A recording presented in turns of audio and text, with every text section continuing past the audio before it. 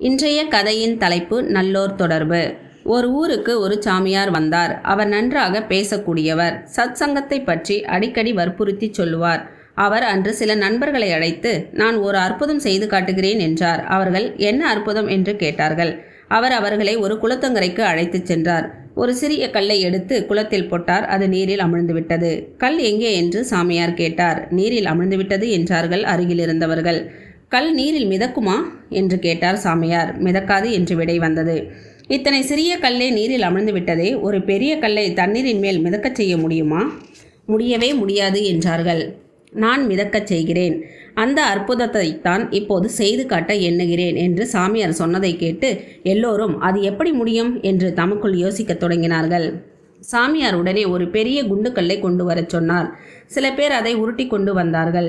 நீங்கள் எல்லோரும் வீட்டுக்கு போய்விட்டு 1 மணி நேரம் கழித்து வாருங்கள், அந்த அற்புதத்தை காண்பீர்கள் என்று கூறி அவர்களை அனுப்பிவிட்டார் சாமியார்.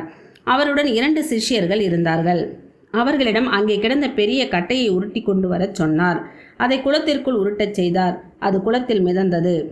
அதன் மேல் அந்த குண்டுக்கல்லை தூக்கி வைக்கும்படி சொன்னார். அவ்வாறே செய்தார்கள். கட்டை சிறிது தண்ணீரில் ஆழ்ந்தாலும் அதன் மேல் இருந்த கல் அமிழவில்லை. 1 மணி நேரம் கழித்து ஊர் மக்கள் வந்தார்கள். சாமியார் செய்யும் அற்புதத்தை காண வேண்டும் என்ற ஆர்வத்தோடு வந்தார்கள். வந்து குளத்தை பார்த்தார்கள். குண்டுக்கல் அமிழாமல் மிதந்ததை கண்டார்கள். ஆனால் ஆச்சரியப்படவில்லை. இதுதானா என்றார்கள். முன்னே போட்ட சிறிய கல் தண்ணீருக்குள் அமிழ்ந்ததா, மேலே மிதந்ததா என்று கேட்டார் சாமியார். அமிழ்ந்து போயிற்று என்றார் ஒருவர். இந்த பெரிய கல் அமிழ்ந்ததா? இல்லை. ஆனால் என்பதை அப்புறம் பார்த்து கொள்ளலாம். கல் நீரில் அமிழ்ந்து போகாமல் நீரின் மேல் இருக்கிறதா இல்லையா என்றார் சாமியார்.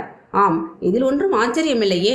கட்டை மிதக்கிறது, அதன் மேல் கல் இருப்பதனால் அது நீரில் அமிழவில்லை.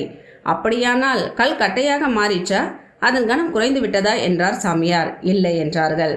கல் கல்லாகவே இருந்தாலும் கட்டையின் சார்பினால் நீரின் மேல் மிதக்கிறது அல்லவா? ஆம், இப்படித்தான் இயல்பாக பிரபஞ்ச சேற்றுள் அமிழ்கிற தன்மை படைத்தவராக ஒருவர் இருந்தாலும் அதில் அமிழாமல் மிதக்கும் சாதுக்களைச் சேர்ந்தால் அவர் பிரபஞ்ச சேற்றில் அமிழாமல் இருக்கும் வழி பிறக்கும். இப்போது சாமியார் பேச்சை கேட்டு யாவரும் வியந்தார்கள். கல் தனியாக இருப்பதனால் எவ்வளவு சிறியதாக இருந்தாலும் குறைந்த கனமுடையதானாலும் தண்ணீரில் அமிழ்ந்துவிடும். ஆனால் எவ்வளவு கனமுள்ள கல்லானாலும் மிதக்கும் கட்டையோடு சேர்ந்தால் அதுவும் மிதக்கும். அதுபோல எவ்வளவு பொல்லாதவராக இருந்தாலும் நல்லவர்களுடன் சேர்ந்தால் அவர்களும் அறியாமை என்னும் நீரில் அமிழமாட்டார்கள். சத்சங்கம் அவ்வளவு சிறப்பானது என்று சாமியார் சொன்னார். நன்றி, வணக்கம்.